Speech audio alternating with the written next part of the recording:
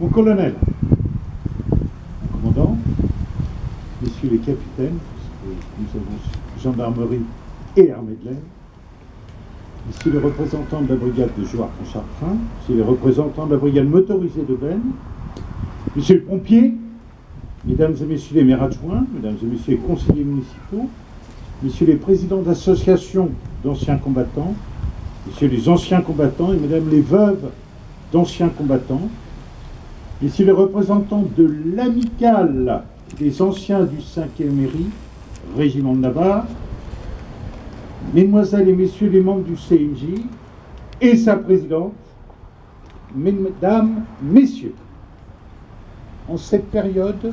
où chaque commune de France et chaque Français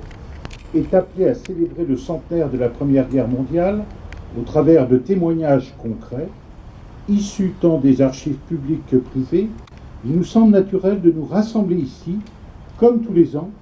devant le monument qui honore le sacrifice de tous les morts pour la France. Toutefois, cette cérémonie 2014 recèle un goût particulièrement amer dû au décès de notre ami vétéran de la Deuxième Guerre mondiale, Henri Blondeau,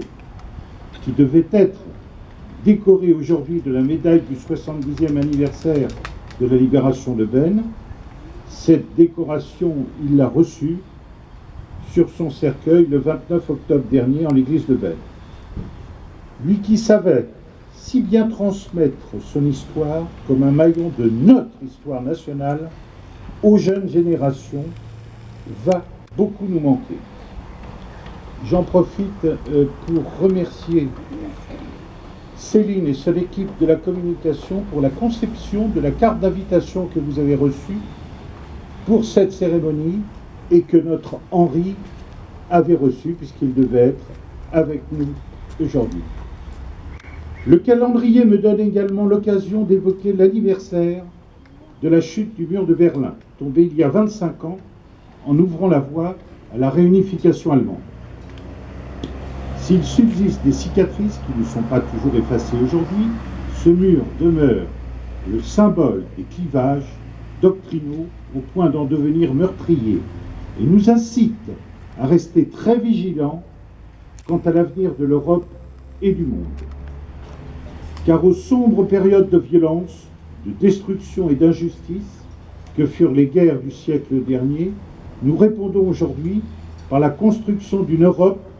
fondée sur la paix et la liberté. Jour après jour, il nous faut œuvrer à resserrer nos liens,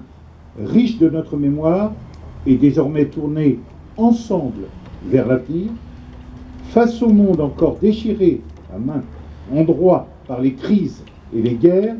il nous faut montrer l'image d'une union d'hommes et de femmes rassemblés et solidaires.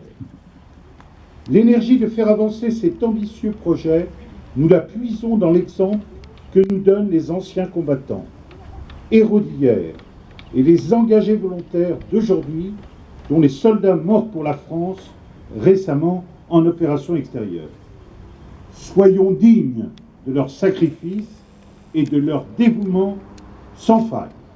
Merci de votre attention.